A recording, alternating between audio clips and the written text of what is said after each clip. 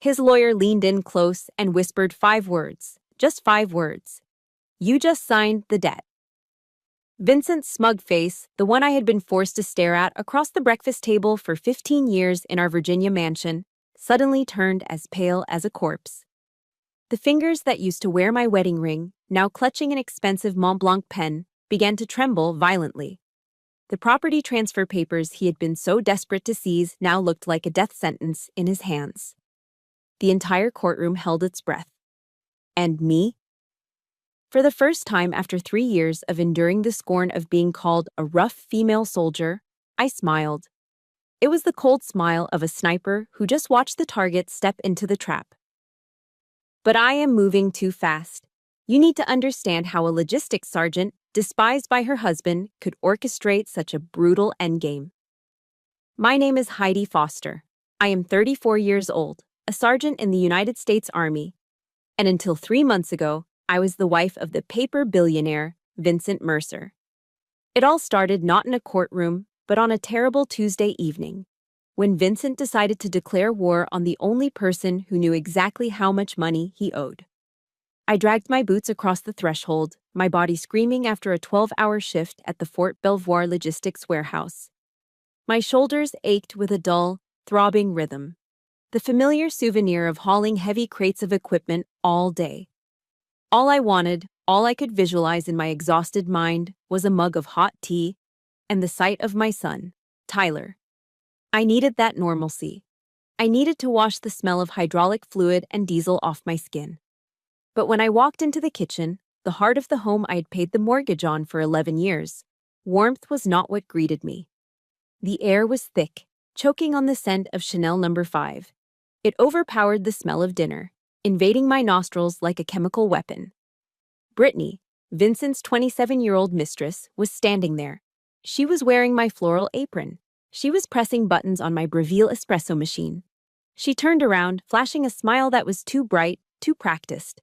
She looked at me like she was the lady of the manor, and I was the hired help coming in through the service entrance. "Oh, you're home," she chirped, her voice dripping with fake sweetness. She gestured to the trash can. "I accidentally dropped that chipped mug of yours. It looked so old and dirty anyway. I did you a favor." I stared at the trash. My favorite mug, the one Tyler had painted for me in kindergarten, lay in jagged pieces. Before I could even process the rage rising in my throat, the atmosphere shifted. Vincent walked in. He was holding a glass of red wine, swirling it with that pretentious wrist flick he had picked up from his investor friends at Tyson's Corner. He didn't look me in the eye. Instead, his gaze swept over my stained Army combat uniform with unfiltered disgust. "Sign it, Heidi." He tossed a thick manila folder onto the granite island. It landed with a heavy slap. Divorce papers. "I want everything," he said, his voice calm, detached. "The house, the cars, the business equity. Look at yourself, Heidi. You look more like a man than a woman. A man needs softness. A man needs peace.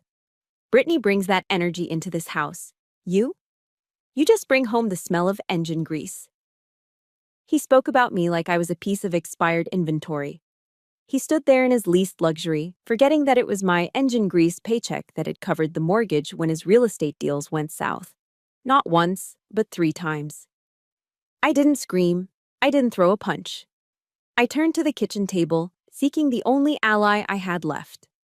"Tyler," my voice cracked, betraying me. My 12-year-old son was sitting there, hunched over. He was glued to a brand new iPhone Pro Max, the exact model I had told him he wasn't old enough for yet. He didn't look up. His thumbs tapped furiously on the screen. "Tyler, what do you think about this?" I asked, desperation creeping in. He finally looked up, but not at me. He looked at Vincent, then at Brittany. "Dad is right, Mom," he mumbled, shrinking into his hoodie. "You're always so strict. You run this house like a boot camp. It's more fun with Brittany. She lets me game as much as I want." The sound of my heart breaking was louder than any explosion I had heard on the range. Vincent hadn't just betrayed me, he had bought my son. He had traded a shiny gadget for a boy's loyalty, turning my own child into an accomplice. "You need to sleep downstairs." Vincent commanded, checking his watch. Brittany isn't comfortable sleeping in a guest room. She needs the master suite. That night, I found myself exiled to the living room sofa. This was the sofa I'd reupholstered myself to save money 5 years ago. I pulled a thin, scratchy military-issue wool blanket up to my chin. The house was dark, but I couldn't close my eyes. From upstairs, from my bedroom, from my marriage bed, I could hear the muffled sounds of laughter. Their happiness was a direct insult to my existence. Lying there, staring at the ceiling fan cutting through the shadows, the tears didn't come. Tears are for people who still have hope that things might go back to normal. I had no hope. My breathing slowed. The exhaustion from the warehouse faded, replaced by a cold, sharp clarity. I thought about the soldier's creed. I will never leave a fallen comrade. But there is another unspoken rule in warfare. Identify the threat. Neutralize the threat. Vincent thought he had broken me. He thought he was dealing with an emotional, discarded wife. He forgot who I was. He forgot that while he played business in air-conditioned offices, I managed millions of dollars of assets in high-stress environments. I listened to the laughter upstairs one last time. Roger that, I thought, my mind locking into place like a bolt in a rifle. Target acquired. Tonight, Vincent Mercer wasn't my husband anymore. He was just an enemy combatant. And he had no idea he had just declared war on a logistics expert. The next morning, the air inside Panera Bread smelled of roasted coffee and fresh sourdough, a stark contrast to the suffocating atmosphere of my own home the night before. I sat in a booth by the window, clutching a paper cup of dark roast as if it were a lifeline. Across from me sat Diane Holloway. We had been best friends for 20 years, ever since our sophomore year of high school. We had survived bad breakups, my deployments to Iraq, and the birth of our children together. If there was anyone in the world I could trust with the wreckage of my life, it was her. Or so I thought. I poured everything out. I told her about Brittany wearing my apron. I told her about Vincent's cruel ultimatum and how Tyler, my own son, had looked at me with strangers' eyes. My voice shook, and I didn't bother wiping the tears that leaked onto my cheeks. I was raw. I was vulnerable. Diane reached across the table and squeezed my hand. Her eyes were shimmering with what looked like tears. "Oh, Heidi, you poor thing," she cooed, her voice dripping with sympathy. "That is just awful. But, you know Vincent. He's a powerful man. He has that shark mentality. Maybe you should just let him win this one."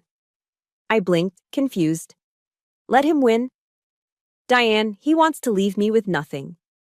I know, honey, she sighed, withdrawing her hand to take a sip of her iced green tea.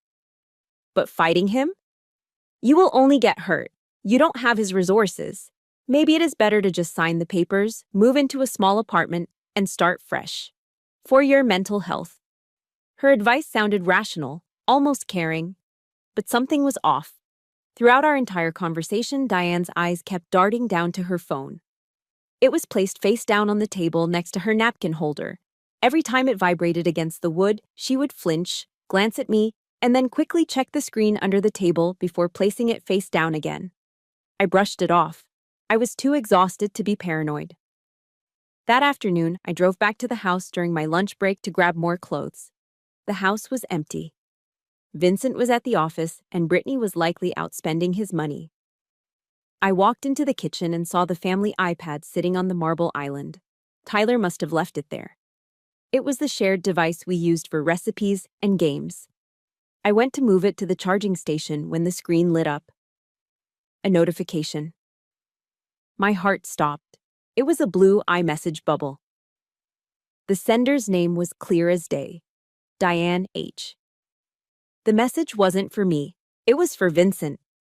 The preview on the lock screen read, I just met with her at Panera. She is a total mess, crying her eyes out. She is weak right now. If you press for full custody of the kid, she will cave and sign the asset waiver. Just stay aggressive. Also, don't forget to transfer my fee as we discussed.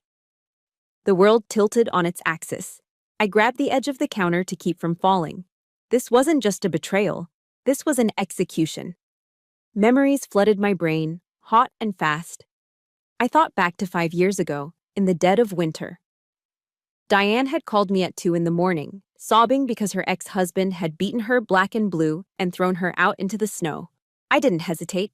I drove through a blizzard to pick her up. I was the one who loaned her $5,000 from my personal savings, money I had scraped together from extra shifts, so she could put a deposit on a rental apartment. She never paid me back a single cent. I never asked. When she went to rehab for her pill addiction, I was the one who picked her daughter up from school every day for 3 months.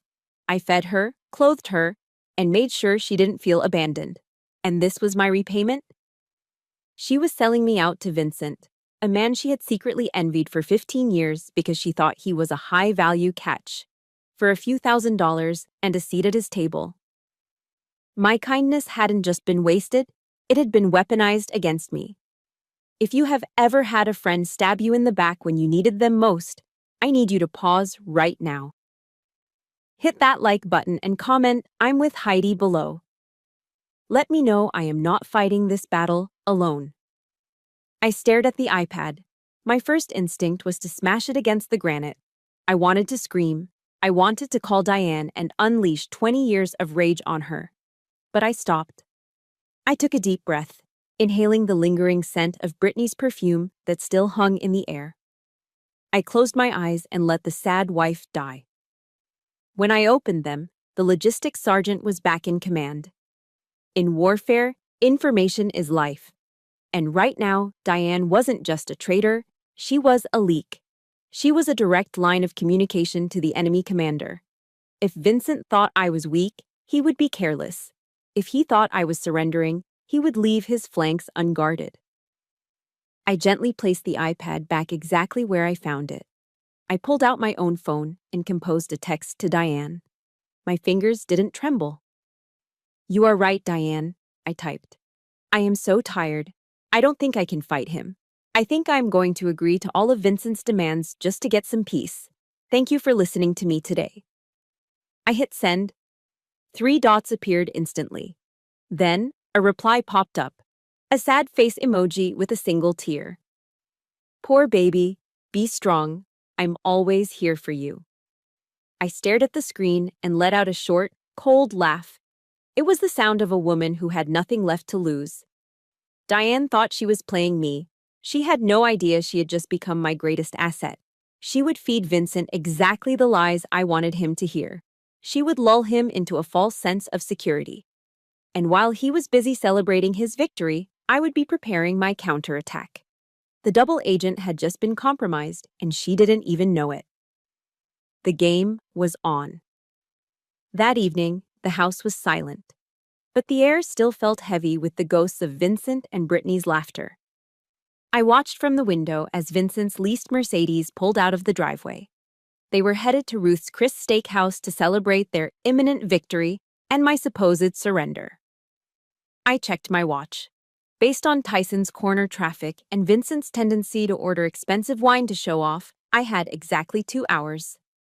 120 minutes. For a civilian, that is a dinner break.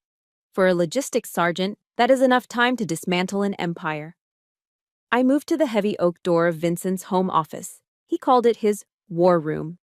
He had forbidden me from entering this room for years, claiming it contained sensitive proprietary information.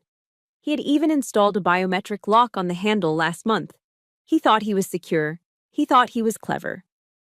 But Vincent had a fatal flaw common among arrogant men. He was lazy. I walked over to the fake potted ficus plant in the hallway corner. I lifted the plastic pot. There, taped to the bottom, was the emergency override key. It was a breach of security so amateur it would have gotten a private on basic training duty reprimanded.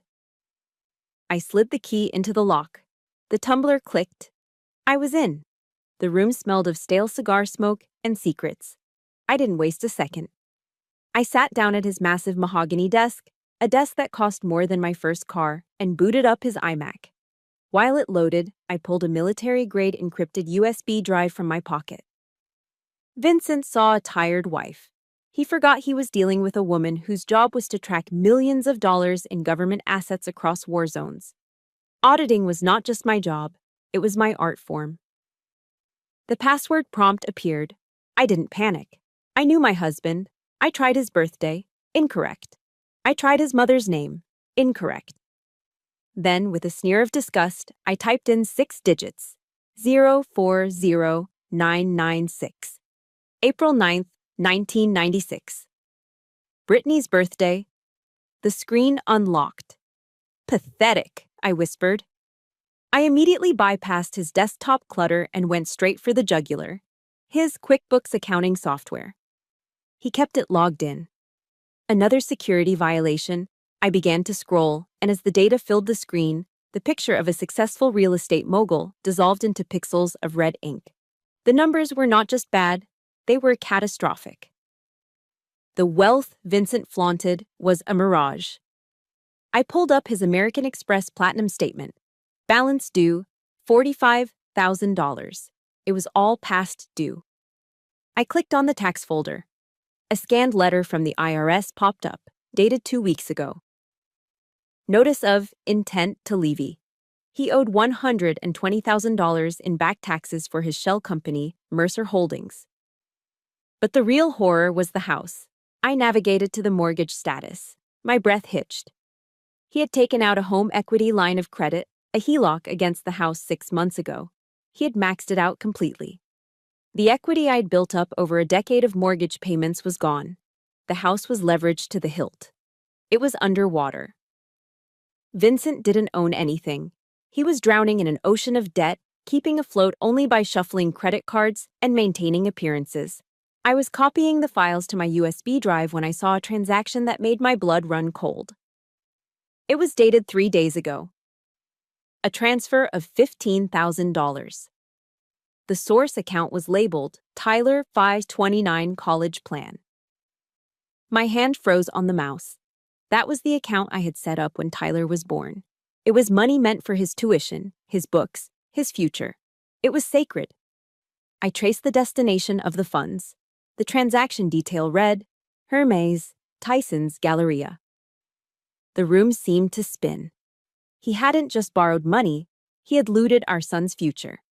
He had drained $15,000, years of savings, to buy a Birkin bag for a 27-year-old mistress who didn't even know how to load a dishwasher. I stared at the screen, my vision blurring not with tears, but with a white-hot rage that started in my chest and radiated to my fingertips. I wanted to smash the screen. I wanted to burn this office to the ground. But I forced my hand to relax. I took a deep, tactical breath. Inhale, exhale. Rage is a wasted emotion in the field. Rage makes you sloppy. I needed to be a sniper, not a brawler. I looked at the glowing numbers one last time. Vincent wanted a divorce. He wanted to take everything. He wanted the house. He wanted the business. He wanted the lifestyle. A cold, terrifying smile spread across my face. Okay, Vincent, I thought. You can have it. If he took the assets, he took the liabilities. If he fought for the house, he fought for the underwater mortgage. If he claimed the business, he claimed the IRS tax liens. He was so blinded by greed and arrogance that he hadn't bothered to read the fine print of his own life. I finished the data transfer and ejected the USB drive. I wiped my fingerprints from the keyboard and the desk surface. I locked the door and placed the key back under the plastic plant, exactly slightly crooked as I had found it. I walked back to the living room and sat in the dark, clutching the USB drive in my hand like a grenade. I wasn't the victim anymore. I was the architect of his destruction. Roger that, I whispered into the silence of the empty house. Target acquired. The weekend arrived with the humidity of a Virginia summer, thick and suffocating. I pulled my truck into the driveway, dreading what I would find inside, but nothing could have prepared me for the scene in the open garage. Lorraine, Vincent's mother, was standing there. She was a woman who wore pearls to the grocery store and looked at anyone earning less than 6 figures as if they were a different species. She was currently holding a large, heavy-duty black trash bag. My stomach dropped. Sticking out of the top of the bag wasn't yard waste or old newspapers. It was the digital camouflage pattern of my Army combat uniforms. "What are you doing?" I asked, my voice dangerously low. Lorraine didn't even look up. She reached onto the workbench and picked up a wooden display case. My breath hitched. That case held my Army commendation medals and the ribbons I'd earned over 3 deployments. They represented years of sweat, blood, and time away from my son. "Oh, hello, Heidi," she said, her tone breezy. "I am helping Brittany reorganize. The poor girl needs space for her handbag collection, and this garage is full of clutter." Before I could move, she tossed the wooden case into the blue recycling bin. It hit the plastic with a sickening clatter, sounding no different than an empty beer can being discarded. "Honestly," she sniffed, wiping her hands on a towel, "these cheap metal trinkets look so tacky. They ruin the aesthetic of the display cabinet." Blood rushed to my face, hot and violent. My hands curled into fists at my sides. I wanted to scream. I wanted to grab her by her cashmere sweater and tell her what those trinkets actually cost. But I didn't. I bit my lips so hard I tasted the copper tang of blood. "Not yet," I told myself. "Hold the line." "You are right, Lorraine," I forced out, my voice trembling slightly. "Brittany needs the space."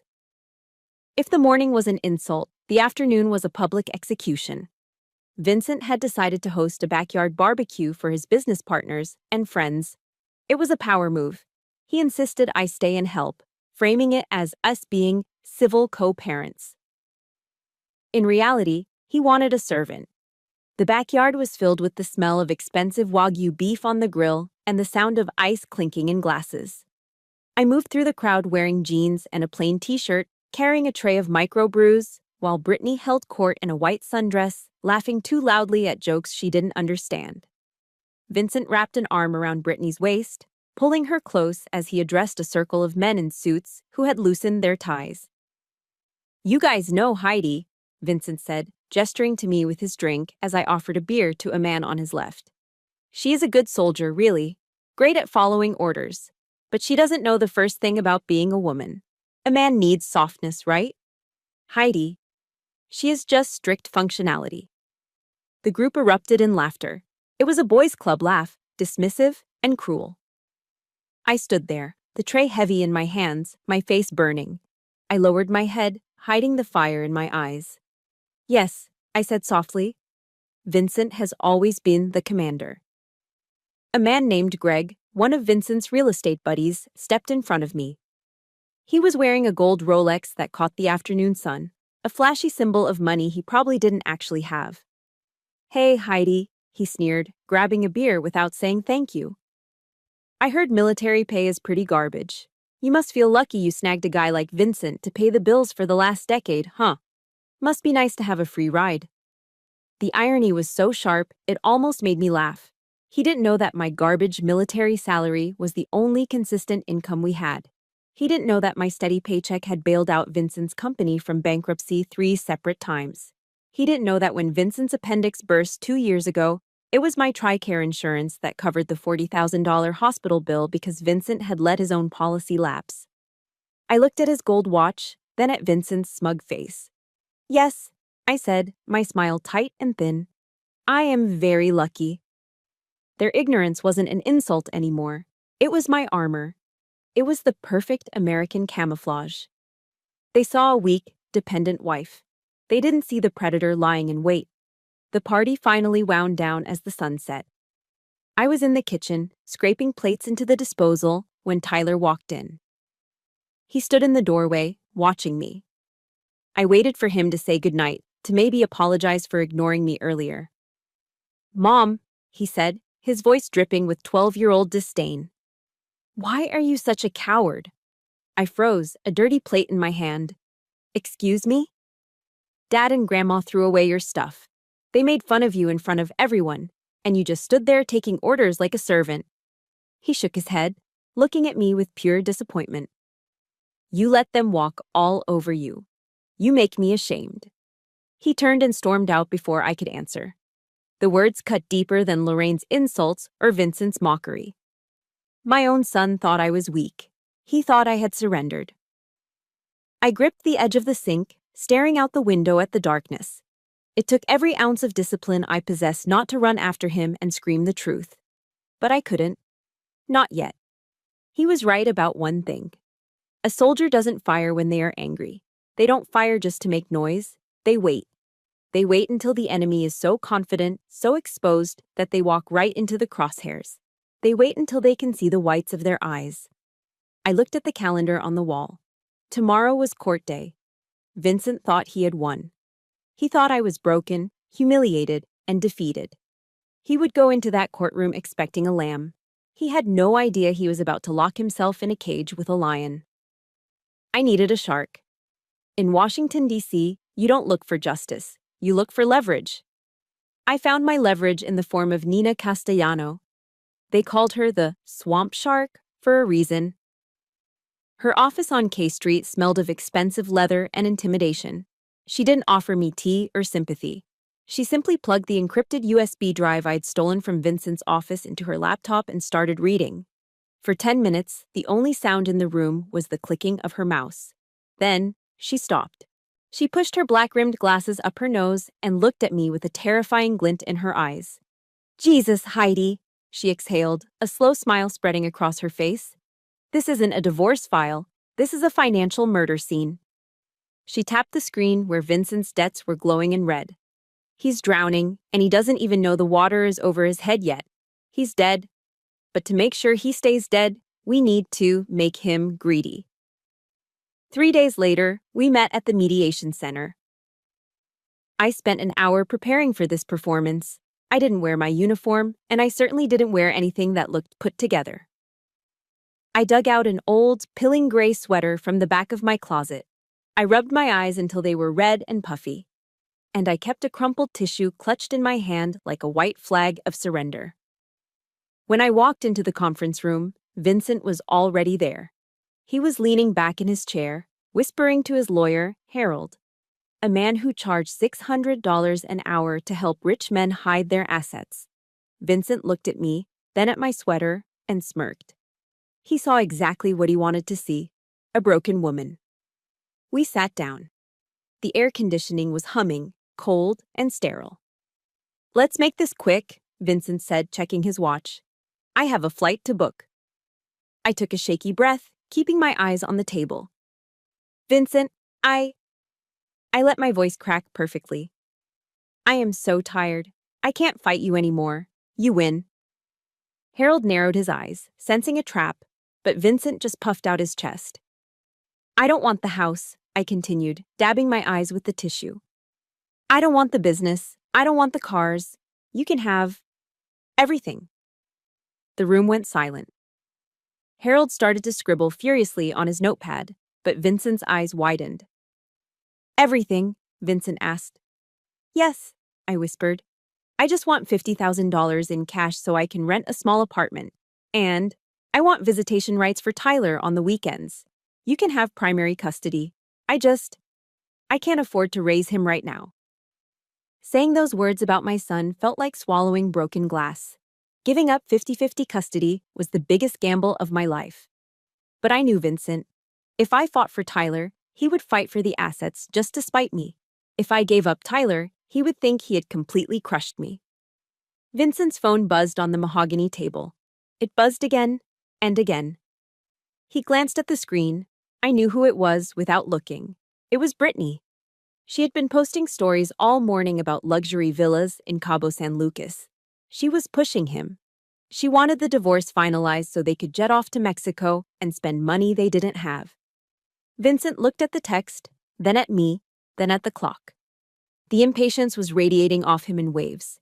He saw an easy victory. He saw a vacation. He saw a future where he kept his empire and got rid of his boring wife in one afternoon. "Harold," Vincent snapped. "Draft it up. She surrenders. We take it all."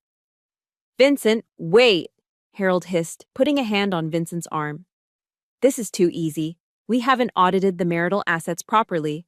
If we take everything as a block package, we need to be sure about the liabilities attached to the property titles. We should run a full title search and credit check." Vincent pulled his arm away, annoyed.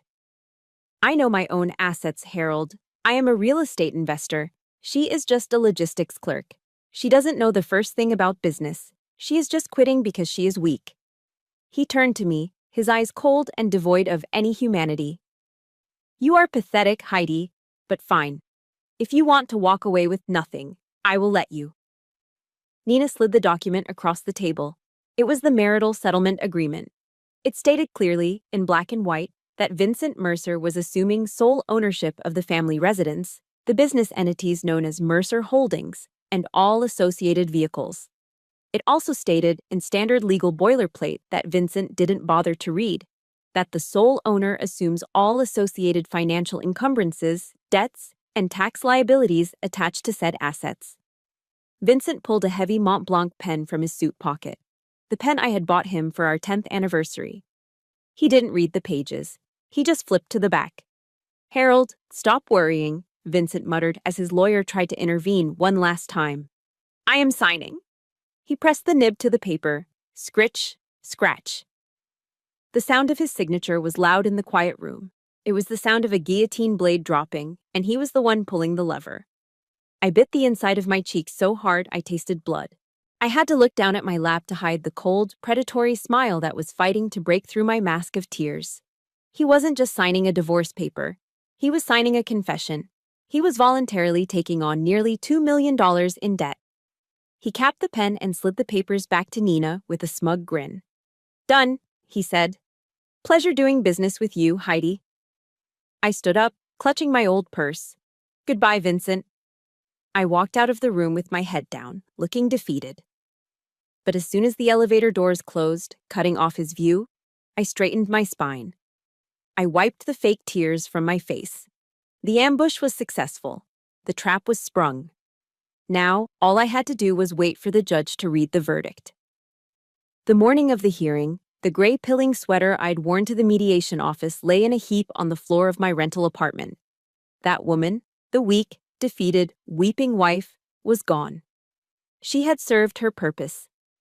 Today, Sergeant Heidi Foster was reporting for duty. I stood before the mirror and buttoned my jacket. It was the Army service uniform, the dress blues. The midnight blue fabric was immaculate, tailored to fit perfectly. I fastened my buttons with precision. On my left breast, I pinned the rack of ribbons and medals that Vincent's mother had called cheap metal trinkets. The Army Commendation Medals, the Good Conduct Medal, the Campaign Stars. They gleamed under the lights, heavy with history and honor. I pulled my hair back into a regulation bun, tight and severe. I put on my high-gloss shoes. When I looked in the mirror, I didn't see a victim. I saw a soldier preparing for the final strike. When I pushed open the double doors of the courtroom, the air shifted. Vincent was sitting at the plaintiff's table, looking bored. Brittany was sitting in the gallery directly behind him, holding her phone up discreetly. I knew she was live streaming to her Instagram followers, probably captioning it Freedom Day or something equally vapid. But when I walked down the center aisle, the clicking of my heels echoing on the floor tiles, Brittany lowered her phone. Vincent turned around to sneer at me, but the expression died on his face. He blinked, disoriented. He was expecting the broken woman in the gray sweater. Instead, he was staring at a decorated, non-commissioned officer of the United States Army. The gold stripes on my sleeves caught the light.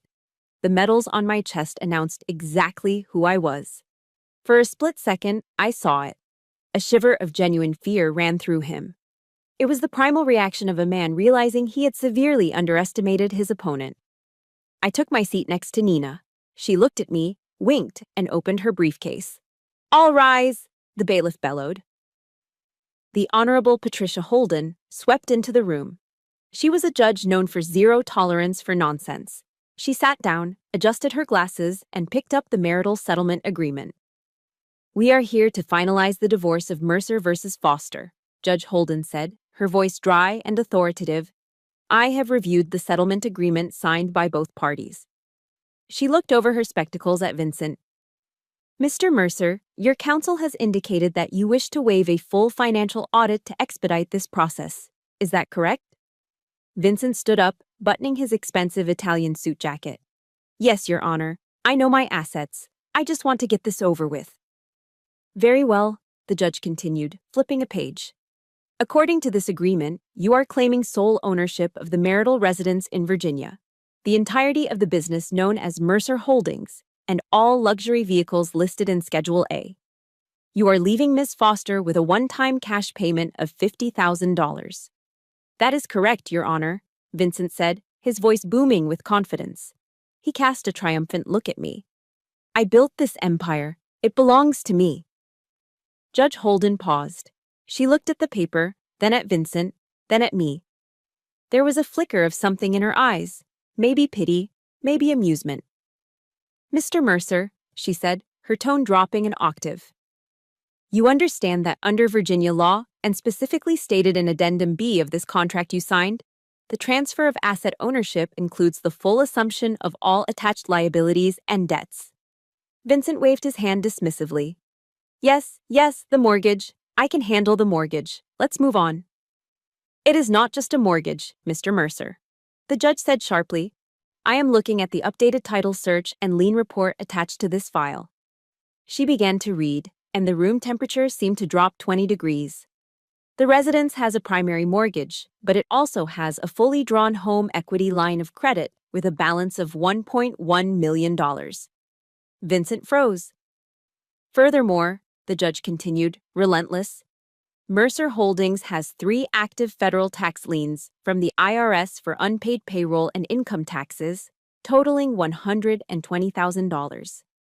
There is also a personal unsecured debt load across 6 credit accounts, totaling $200,000. The silence in the courtroom was absolute.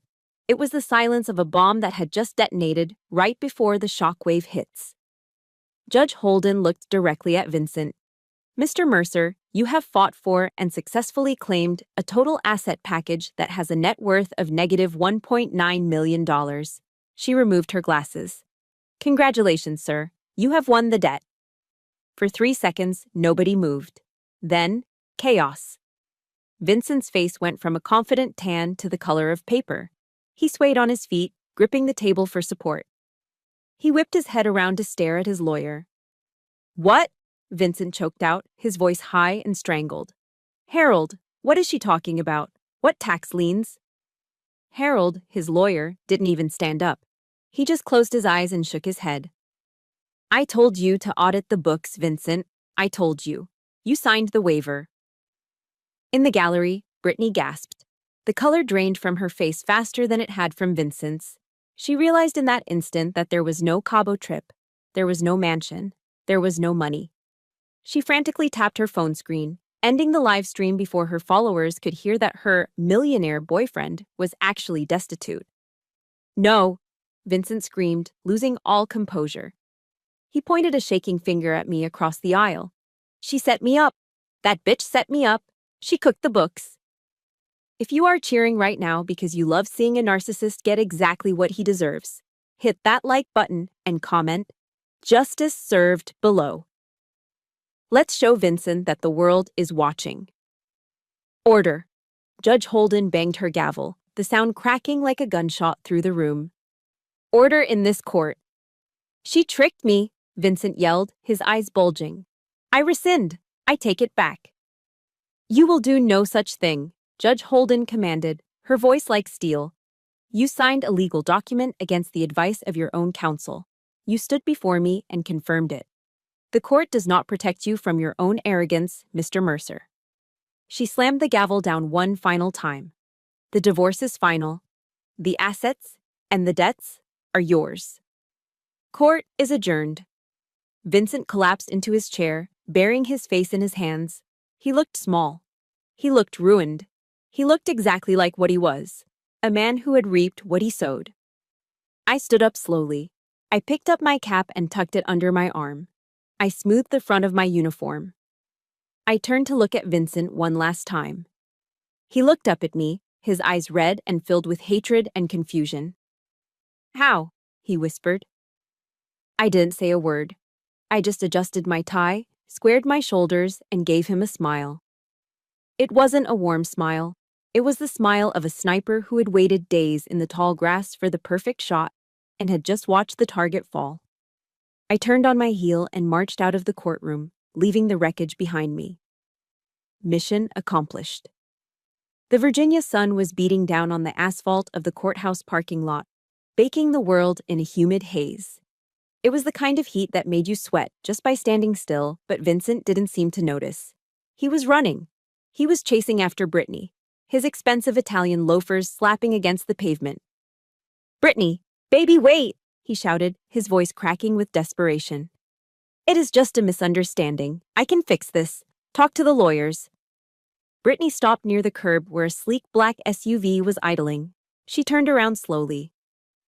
The bubbly, trad wife influencer who posted videos about baking sourdough bread and submitting to her man was gone. In her place stood a woman with eyes as cold as a serpent. She looked Vincent up and down, curling her lip in pure disgust. "Fix it," she laughed, a harsh, dry sound. "You are negative $1.9 million in the hole, Vincent. You don't fix that. You drown in it." "But our plans," Vincent stammered, reaching for her arm. "Cabo, the house?" She recoiled from his touch as if he were contagious. "You think I'm going to stay and ruin my credit score for you? You think I'm going to scrub toilets in a foreclosure because I love you?" She dug into her designer purse and pulled out the spare key to the Mercedes G-Wagon, the car she drove, but my name was never on. She threw the heavy fob right at his face. It struck his cheek with a dull thud and clattered to the ground. "I spent 6 months of my prime years curating an image with you," she hissed. "And for what? To end up with a broke loser? You are pathetic." She opened the door of the Uber Black. "Drive," she commanded the driver, not even looking back as the car peeled away, leaving Vincent standing alone, sweating and trembling in the exhaust fumes. But the nightmare was only beginning. By the time Vincent got back to the mansion, his mansion now, reality had arrived ahead of him. A massive flatbed tow truck was backed into the driveway. A burly man in a neon vest was hooking chains onto the front axle of the Mercedes G-Wagon. "Hey!" Vincent screamed, running up the driveway. "Hey, that is my car. Unhook it right now. Do you know who I am?" The repo man didn't even pause. He just spat on the ground and yanked the lever. The hydraulics whined and the luxury SUV lifted into the air. "I know who you are, Mr. Mercer," the man said, bored. "You are the guy who hasn't made a payment in 4 months. Bank issued the order an hour ago. They move fast when they smell blood." Vincent watched helplessly as his status symbol was dragged away. He turned to go inside, needing a drink, but stopped dead. Taped to the front door, the grand double oak doors he was so proud of, was a bright orange notice. Notice of seizure and foreclosure. His empire hadn't just cracked, it had evaporated. Vincent stumbled back to his own car, realizing he couldn't even go inside the house he had fought so hard to keep. He drove to the nearest liquor store, his hands shaking so badly he could barely steer. He grabbed a bottle of scotch and threw his credit card on the counter. "Chip reader is finicky," the clerk muttered, inserting the card. "Beep, beep, beep." "Declined," the clerk said. "Try it again," Vincent snapped. "It is a platinum Amex." "It says card canceled by issuer, buddy," the clerk said, pulling the bottle back. "You got cash? No? Then get out." My phone rang as I was driving my Ford F-150 down the interstate, putting miles between me and that toxic life. The dashboard display flashed a name I used to dread: Lorraine Mercer. I answered on the speakerphone, keeping my eyes on the road. "Heidi?" "Oh, thank God," Lorraine's voice filled the cab. She wasn't the haughty matriarch who had thrown my medals in the trash anymore. She was sobbing, hysterical. "Heidi, you have to help us. The bank is taking the house. They took the car. Vincent is... He's sitting on the curb crying. He has nowhere to go." I adjusted my rearview mirror, watching the open road behind me. "That sounds like a difficult situation, Lorraine." "Difficult? It is a disaster," she wailed. "You can't let this happen. You are his wife. We are family. You have to co-sign a loan. Just something to get the liens off so we can sell the house properly. Please, Heidi, be the bigger person." I let a small, dry chuckle escape my lips. "The bigger person," I repeated. "Lorraine, do you remember last weekend when you called me a rough soldier and threw my service uniform in the garbage? You said I lacked class." I was stressed," she stammered. "I didn't mean it." Yes, you did, I said calmly. And you were right about one thing. I'm just a rough soldier. I don't have that fancy old money you love so much. I can't help you. Heidi, please. Ask Brittany to sell her Hermes collection, I suggested coldly. I hear the resale value on Birkin bags is excellent. That should cover a month of rent for you two. I pressed the red button on the steering wheel. Then I navigated to the contact settings and hit block caller. One more loose end remained. 10 minutes later, my phone pinged with a text. It was Diane. I pulled into a rest stop to read it. The message was a wall of frantic text. Heidi, you have to talk to him. Vincent is going crazy. He just called me screaming. He said he is going to sue me for fraud and collusion. He said I fed him bad intel. He's threatening to drag me to court. You have to tell him I was just trying to help. We are friends, right? I was just trying to mediate. Help me. I looked at the screen. The audacity was breathtaking. She had sold me out for a promise of cash, and now that the buyer was bankrupt, she wanted a refund on her loyalty. I didn't type a reply. I didn't engage. I simply opened my photo gallery. I selected the screenshot I'd taken days ago, the one of her text message to Vincent on the iPad, where she called me weak and demanded her fee. I sent the image to her. Then I typed 3 words, a final military transmission to signify the absolute end of communication. Over and out. I tossed the phone onto the passenger seat. The silence that filled the truck wasn't lonely. It was clean. It was the sound of the trash taking itself out. But as the adrenaline faded, I didn't feel joy. I felt a heavy, hollow ache in my chest. I had won the war. Yes, I had destroyed the enemy. But victory in divorce is a Pyrrhic victory. I was free, but I was alone. And somewhere in that wreckage was a 12-year-old boy who had watched his hero crumble. I put the truck in gear. The real mission was just starting. I had to go get my son. The summer storm broke over Northern Virginia late that evening, a relentless pounding downpour that turned the world outside into a gray blur. I was standing in the living room of my new apartment in Alexandria. It was not a mansion. It was a modest 2-bedroom unit on the second floor of a quiet complex, with beige carpets and a small galley kitchen. But for the first time in 15 years, the air inside did not smell of expensive pretension and hidden fear. It smelled of lemon polish and peace.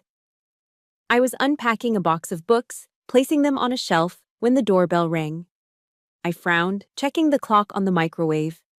It was past 9 o'clock at night. I was not expecting anyone. My first instinct, honed by years of living with a volatile man, was defensive. I moved to the door and peered through the peephole. My heart stopped in my chest. I threw the deadbolt and yanked the door open. Tyler was standing on the welcome mat. He was soaking wet, shivering violently. His hair was plastered to his forehead, and his clothes clung to his skinny frame like a second skin. He looked like a stray kitten that had been kicked out into the cold. Gone was the arrogant posture he had mimicked from his father for the last 6 months. Gone was the sneer, and conspicuously absent was the shiny iPhone Pro Max that had been glued to his hand. He was just wearing his school backpack, clutching the straps with white knuckles as if they were the only things holding him upright. Tyler, I breathed, pulling him inside instantly. Oh my God, honey, come in. He stood in the middle of my small living room, dripping water onto the carpet. He did not seem to notice the modest furniture or the boxes. He just looked at me with eyes rimmed red from crying. Mom! His voice cracked, a broken sound that tore my heart in two. Dad sold my phone. He tried to sell my gaming computer too.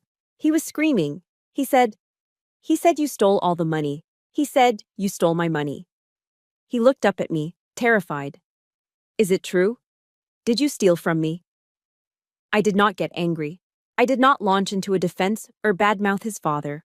I looked at my son, a boy who had been used as a pawn in a war he did not understand, and I saw the confusion. Take off those wet clothes, I said softly. Wrap up in this towel. Meet me in the kitchen. 5 minutes later, he was sitting at the small round table, wrapped in a fluffy bath towel, holding a steaming mug of hot cocoa with extra marshmallows, just the way he liked it when he was 5 years old. I sat down across from him.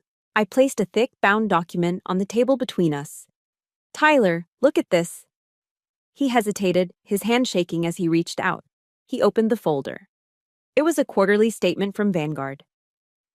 Read the bottom line, I instructed gently. He squinted at the numbers. Account type, 529 College Savings Plan. Beneficiary, Tyler Mercer. His eyes widened as he read the total balance. $520,000. He looked up at me, his mouth gaping. Mom, you have $500,000? No, I corrected him, reaching across the table to cover his cold hand with mine. You have $500,000. I started this account the day you were born. Every time I said no to a new toy, every time I wore the same boots for 3 years instead of buying new ones, every overtime shift I worked at the depot, every single dollar went in here. I took a deep breath, looking into his eyes. I did not steal your money, Tyler. I hid it. I locked it away in a trust where your father could not touch it. Because I knew if he saw it, he would spend it on cars and watches. This is your future. This is Harvard. This is Yale. This is whatever you want to be. Tyler looked back down at the paper. The realization hit him like a physical blow. He thought about the $15,000 Vincent had drained to buy a Hermes bag for Brittany. He thought about the years he called me cheap and boring, while I was silently building him a fortress of security. His face crumpled. The bravado dissolved, leaving only a 12-year-old boy who realized he had been cheering for the villain. I am sorry, he sobbed, the tears falling fast and hot into his cocoa. I am so sorry, Mom. I was so mean to you. I chose them. I chose the fun stuff. I am so stupid. He launched himself out of the chair and into my arms. I caught him, burying my face in his damp hair that smelled of rain and boyish sweat. He clung to me with a desperation I had not felt since he was a toddler. Shh, I whispered, rocking him back and forth. It is okay. You were a child. You were dazzled. It happens to the best of us. I don't want to go back there, he cried into my shoulder. Dad is... He's scary now. Please don't make me go back. You are never going back there if you don't want to, I promised, tightening my hold. You are here with me. We are a team. I pulled back slightly to look him in the eye, wiping a tear from his cheek with my thumb. In the Army, we have a code. We never leave a fallen comrade behind. You stumbled, soldier. But I have got you. I will always come back for you. Late that night, I stood in the doorway of the second bedroom. Tyler was fast asleep on the new mattress I had bought just yesterday, almost as if my mother's intuition knew he was coming home. His breathing was deep and even, the stress of the last few months erased from his face. I walked over and pulled the quilt up to his chin, smoothing a stray hair from his forehead. I had destroyed Vincent in court. I had secured my financial freedom. But looking at my sleeping son, safe and sound, I realized that those were just skirmishes. This was the victory. I walked back to my own room and turned off the light. For the first time in years, the silence was not lonely. It was complete. Tomorrow would be hard. We had to rebuild trust. We had to heal wounds. But tonight, the perimeter was secure. My squad was back together. And that was all that mattered. 3 months had passed since the gavel fell in that courtroom, and my life had transformed from a battlefield into a sanctuary. I sat at my drafting table, the morning sun streaming through the large windows of my Alexandria apartment. The light here was different. It wasn't filtered through heavy velvet drapes meant to impress neighbors we didn't like. It was raw, warm, and unfiltered. The walls, which had been a generic rental beige when I moved in, were now painted a soft, calming shade of sage green. It was the color of healing, of new growth. Potted plants, snake plants, ferns, and a tall fiddle leaf fig occupied every sunny corner. Vincent had always forbidden real plants in the mansion. He said they were dirty and might ruin the Persian rugs. Now my home breathed with life. On the table in front of me lay a scattering of sketches and color swatches, not legal bills or foreclosure notices. I picked up a charcoal pencil and shaded the curve of a staircase I was designing. At 34, I had finally enrolled in the professional interior design certification program I had abandoned 15 years ago to become a supportive wife. I wasn't just Sergeant Foster anymore. I was a student. I was an artist. I was free. Mom, check this out. I looked up toward the kitchen island. Tyler was sitting on a bar stool, his legs swinging rhythmically. He wasn't hunched over a screen, lost in a digital void. He was holding up a history paper, a genuine grin stretching across his face. I got an A on the Civil War project, he announced proudly. Mr. Henderson said my analysis of the supply lines was insightful. I told him my mom is a logistics expert, so I know how important beans and bullets are. I laughed, the sound bubbling up effortlessly. That is my boy. Logistics win wars, Tyler. Never forget that. I walked over to the oven and pulled out a tray of chocolate chip cookies. The scent of melted chocolate, brown sugar, and vanilla instantly filled the small space, pushing out the phantom memories of stale cigar smoke and Brittany's cloying perfume. This was the smell of a home that was actually lived in. This was the smell of peace. Careful, they are hot, I warned, sliding a cookie onto a napkin for him. He took a bite, closing his eyes in dramatic ecstasy. Worth the burn, he mumbled. We were laughing about his teacher's terrible tie collection when a knock echoed through the apartment. It was a heavy, hesitant sound. I frowned. It was late afternoon, and I wasn't expecting packages.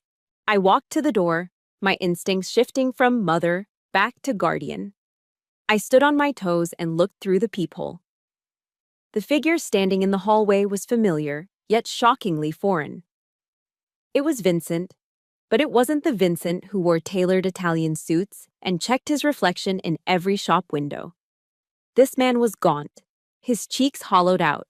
His face was covered in a patchy, unkempt beard that was graying at the chin. He was wearing a navy suit jacket that I recognized, but it was wrinkled and stained, hanging loosely off his frame. He looked like a ghost, haunting the site of his former life. I unlocked the deadbolt and opened the door, but I didn't unhook the security chain. I stood in the gap, blocking his view of my sanctuary. Vincent, I said. My voice was even, devoid of the fear that used to strangle me. Heidi, he croaked. His eyes were bloodshot, darting around the hallway as if he were being hunted. Heidi, please. Can I come in? Just for a minute? It is so hot out there. No, I said simply. What do you want? He slumped against the doorframe, letting out a ragged sigh. I have lost everything, Heidi. The business is gone. The house is boarded up. My friends, those traitors won't return my calls. Even my mother went to stay with her sister in Florida and told me to figure it out. He looked at me, summoning a weak, manipulative smile that used to work on me a decade ago. I have been sleeping in my car for 3 nights. They towed the Mercedes, so I am in an old Civic I bought for cash. It is humiliating. Heidi, look at us. We were married for 15 years. You can't just look at me and let me starve. Do you remember how much we used to love each other? I looked at him. I really looked at him. I waited for the anger to rise. I waited for the urge to scream at him for the affair, for the theft of Tyler's college fund, for the years of emotional abuse. But nothing came. The anger had evaporated, leaving behind only a dull, distant pity. He wasn't a monster anymore. He was just a sad, broken man who had believed his own lies. I remember that I loved you, I corrected him softly. I remember that you loved yourself. I reached into my pocket and pulled out my wallet. I didn't do it because I owed him anything. I didn't do it because I was weak. I did it because I was strong enough to show mercy to a defeated enemy without letting him back inside the perimeter. I pulled out a single $100 bill. Here, I said, extending it through the gap in the door. Vincent stared at the money, his pride warring with his desperation. Desperation won. He snatched the bill from my fingers with a trembling hand. This isn't alimony, Vincent, I said, my voice sharp and final. And this isn't a loan for a husband. This is charity for a homeless man I used to know. Take it. Go buy a decent meal. Get a shower at a motel. He nodded, clutching the bill, refusing to meet my eyes. And Vincent, I added, making him look at me. Do not come back here. This base is closed to enemy combatants. If you show up again, I will call the police. Thank you. he mumbled, turning away. I watched him walk down the hallway, his shoulders hunched, a shadow of the man who used to terrorize my world. I closed the door. Click! The sound of the deadbolt sliding home was crisp and decisive. It sounded like the period at the end of a very long, very painful sentence.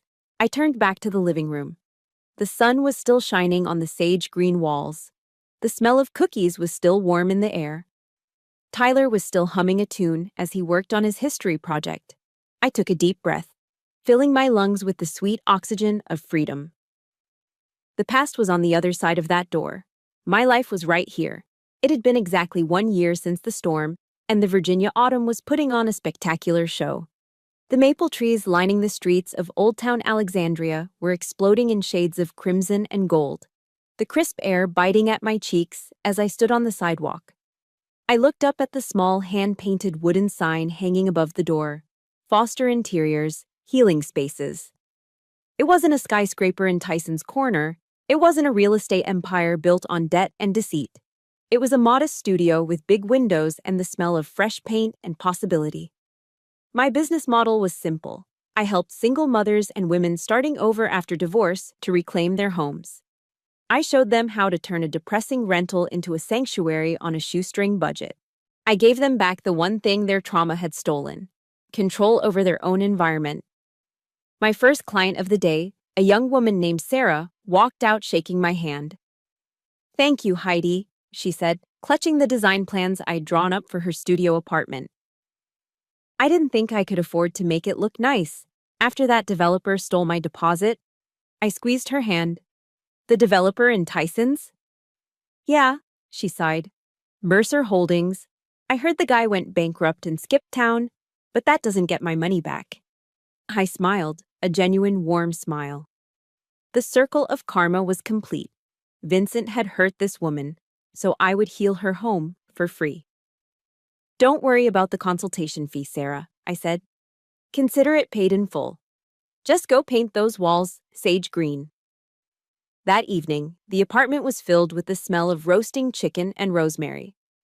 Tyler was sitting at the kitchen island, but he wasn't playing video games.